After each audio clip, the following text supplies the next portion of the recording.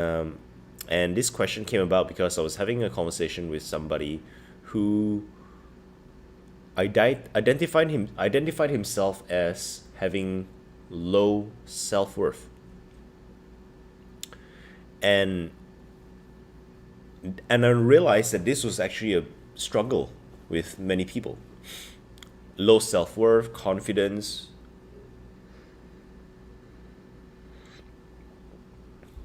low self-esteem, low courage. This is a lot of things that is preventing people from moving forward, right? Perfectionism. And the cure to that, according to many people, is to have high self-worth, is to have high self-esteem.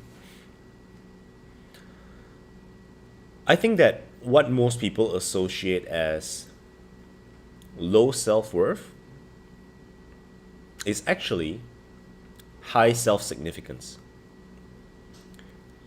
You see, why do suffering happen? Why does suffering happen? Suffering happen when the expectation does not meet reality. And if I have a very high expectation of myself, and if my reality does not meet my expectation of myself, I suffer. If I think of myself as this high, this good, but when reality shows me that I am here, then I'm gonna suffer. So I came to this thought a while back. I am a relatively unknown human. I mean, some of you know me, right? But I am a human. Even if I'm the most well-known human on planet Earth, even if I'm the most well-known human on planet Earth, I am just a human. One human among 7.6 billion humans. And my significance is only gonna get less in time. And planet Earth is one among the many planets of the solar system. And by the way, the Earth is so small in comparison to galactic sizes that we can fit 1,000 Earths on the sun, inside the sun. And the solar system is one star system among along the hundreds of millions. I'm not sure if it even reaches billions, but hundreds of millions of star systems within one galaxy. And one galaxy is it's just one. Our galaxy, the Milky Way, is just one among the many billions of other galaxies in the universe. Why is this important? It's important because when we are ignorant, when I am ignorant, I can call myself the king of anything. But the more aware I become, the higher, the stronger the desire to be boundless, to be bigger, to expand. So even if I am the ruler of planet Earth, even if I'm the king of planet Earth or the emperor or whatever it is, the moment we expand to Mars or expand to the moon, I would want to be the king of the Mars and king of the moon.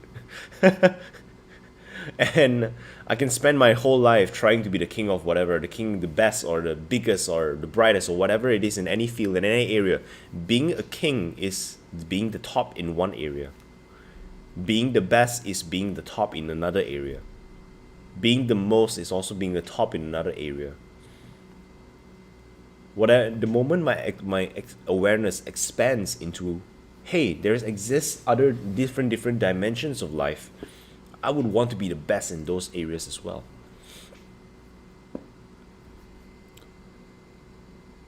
So ultimately, I can spend my whole life trying to be the best at this, the most at that, this and that, whatever it is, whatever field, in science, in arts, in music, in poetry, whatever it is, right? I can spend my whole life trying to be the best in anything. There is one thing that I cannot beat, which is death. I am still going to die. So, the reality is, who am I? No, let me repeat the question, rephrase the question. The reality is, how significant am I really? How significant am I really? I am just one life among many lives. I am part of this whole big thing, this beautiful thing called the grand life, right? I can be one, I can be a little bit more expanded, a little bit more established. How big is creation? How big is the universe? The distance between 1 to infinity and 100 million to infinity is the same. Because infinity is infinitely bigger than 100 million, and infinity is infinitely bigger than 1. So there is no difference. So the reality is, I am a nobody. So why would I want to fool myself into thinking that I am somebody? And some of you might be thinking, oh, no, Felix, but you don't understand. Like how can you say like that? Right? You got to have more confidence. No, you don't get it. It is the whole attachment to confidence that is ruining people. I can get on this. The reason why people, sometimes people say, "Oh, Felix, I applaud your courage, your vulnerability, or you're able to go online and basically just talk about your weaknesses and your shortcomings and all of that." The reality is, the reason why I'm able to do that is because I don't have anything to fear. I don't have anything to lose. And because I don't have anything to fear and I don't have anything to lose, I can just say whatever it is that I want to say.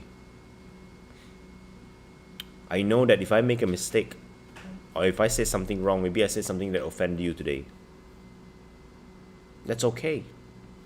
I'm a nobody anyway. What did I lose? And if I can just have the courage to admit that I'm wrong.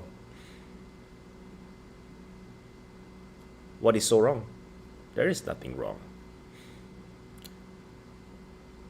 So I gave this example in my meeting with the 100X community the other day. Inside the room, there was about 20 people inside the room who were listening to me. 3 of them were DJs. No, not DJ, MCs. They would MC for weddings, they would MC for events. I asked them, hey, how much money have you spent on on public speaking courses? How much money have you spent on public speaking courses? They didn't know this, but I spent $20,000 US. I've already spent $20,000 US on public speaking.